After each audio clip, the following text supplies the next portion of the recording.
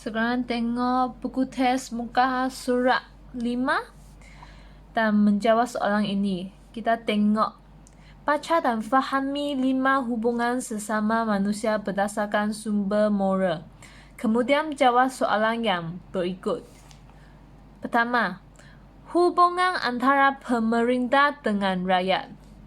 Pemerintah hendaklah berperi kemanusiaan dan rakyat harus tak sedia. Jika hubungan antara pemerintah dengan rakyat baik, negara akan sejahtera dan aman. Ini hubungan pertama. Hubungan kedua, hubungan antara suami dengan isteri. Suami mestilah jujur dan isteri mestilah setia demi keharmonian keluarga. Ketiga, hubungan antara bapa dengan anak. Bapa memberikan kasih sayang dan anak pula perlulah bertanggungjawab supaya hubungan erat terjalin. Keempat, hubungan antara saudara yang lebih tua dengan saudara muda. Saudara yang lebih tua mestilah murah hati dan saling membantu. Saudara muda pula mestilah patuh dan hormat kepada saudara yang lebih tua. Ikatan persaudaraan menjadi lebih kukuh dan berpanjangan. Kelima, hubungan antara sahabat. Sahabat mestilah jujur dan mempunyai semangat bermasyarakat. Ini adalah soalan yang kita perlu jawab. Pertama, huraikan sikap positif yang boleh dijadikan asas kepada prinsip-prinsip moral. Huraikan sikap positif. Ada apa sikap positif? Kalau tengok petikan di atas atau kamu sendiri boleh fikir. Kalau jawapan logik dan relevan, cikgu akan accept. Sikap positif di sini ada taat setia, jujur, kasih sayang, bertanggungjawab, murah hati, saling membantu. Ini sebagai rujukan lah. Kamu fikir dulu ada apa sikap positif dan cuba huraikan dulu. Beri saya 3 jawapan. Fikir dulu. Dan sini ya jawapan saya. For example, bersikap jujur demi keharmonian dalam hubungan sesama anggota keluarga, jiran dan masyarakat. Atau nilai kasih sayang sesama ahli keluarga untuk mewujudkan sikap saling mempercayai. Atau saling menghormati supaya hubungan lebih erat. Bertolak ansur untuk rakyat hidup dalam suasana harmoni.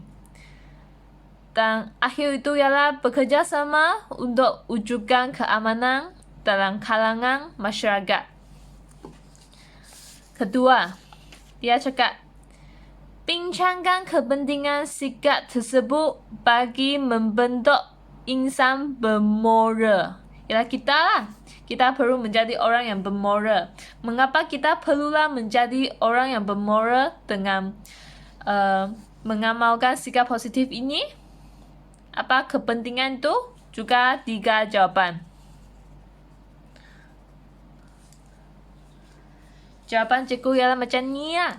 Pertama, akan melahirkan masyarakat yang bersatu padu. Kedua, membentuk masyarakat yang mempunyai nilai-nilai murni. Ketiga, negara yang aman akan maju dan makmur. Keempat, tidak berlaku perselisihan faham dalam keluarga, komuniti dan masyarakat. Dan akhir itu ialah melahirkan rakyat yang berbudi pekerti mulia. Kalau ada jawapan sendiri boleh tulis. Dan kalau jawapan logik dan relevan, cikgu akan accept. Okey. Sekarang tengok muka surat 10 dan tengok bahagian A itu. Baca perbualan di bawah dan jawab soalan yang berikut. Marcus cakap, saya tidak lagi menunjukkan kata-kata yang menyakiti perasaan orang lain. Ayah menjelaskan bahawa ajaran Kristian melarang kita menyinggung. Menyinggung bermaksud mencederakan. Mencederakan perasaan orang lain dengan kata-kata dan perlakuan yang banyak jahat. Calvin cakap, saya gembira dengan perubahan perlakuan kamu itu, Marcus. Pertama, nyatakan pengajaran yang anda peroleh daripada perbualan di atas. Apa yang kamu sudah belajar? Inilah, tidak menentukan kata-kata yang menyakiti perasaan orang lain. Dan agama Kristian mengajar kita, melarang kita menyinggung perasaan orang lain. Okey, tengok jawapan macam ni. Jangan menyakiti hati orang lain dengan kata-kata yang tidak berfaedah. Agama melarang pengikutnya daripada menyinggung perasaan orang lain. Pastilah mengikut petikan ini ya. Kedua, huraikan perlakuan moral yang boleh anda amalkan dengan rakan-rakan dan warga sekolah. Ini ialah kebat tidak berkaitan dengan petikan ini. Perlu fikir dulu. Apakah perlakuan yang moral yang kita perlulah buat dengan rakan-rakan atau dengan guru-guru, dengan pengetua? Ini jawapan saya lah. Menggunakan kata-kata sopan ketika berbual. Jangan cakap kata yang kasar. Kedua, memberi salam kepada semua warga sekolah. Ketiga, menghormati agama dan adat kaum lain. Keempat, membantu rakan yang berada dalam kesusahan. Akhir ini ialah tidak melibatkan diri dalam jejala sosial. Soalan 2, kalau kamu sendiri buat, saya juga mahu 3 jawapan lah. Semua ini kebat tu 3 jawapan, 3 jawapan, 3 jawapan. Okey, ketiga, jelaskan kepentingan sumber moral kepada masyarakat. Ingatkah sumber moral yang apa? Yang dukung negara, norma masyarakat, agama, kepercayaan, inilah. 3. Sebagai panduan kepada setiap penganutnya. Kedua, menerapkan nilai-nilai murni dalam diri seseorang individu. Ketiga, melahirkan masyarakat yang berkepribadian tinggi. Keempat, membentuk masyarakat yang bersatu padu. Kelima, menjadikan negara aman dan harmoni. Okey, soalan keempat. Jelaskan nilai-nilai murni yang boleh dipraktikkan sebagai seorang yang berpegang pada amalan sumber moral apabila hidup dalam masyarakat pelbagai kaum. Apa nilai murni yang kita sudah belajar dalam bab ini?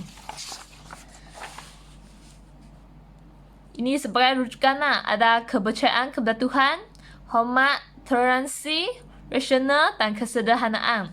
Kita ikutlah nilai ini dan cuba jelas. Tak boleh hanya tulis nilai saja, juga perlu huraian, juga perlu jelaskan. Lalu itu macam mana jelas?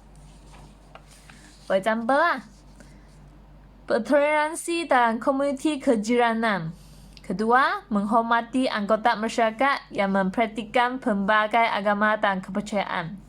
Ketiga, mempraktikkan nilai kepercayaan kepada Tuhan dalam kehidupan seharian. Akhir ini ialah menunjukkan sikap kesederhanaan dalam setiap perlakuan. Okey, murid-murid mestilah jawab kedua-dua soalan ini ya.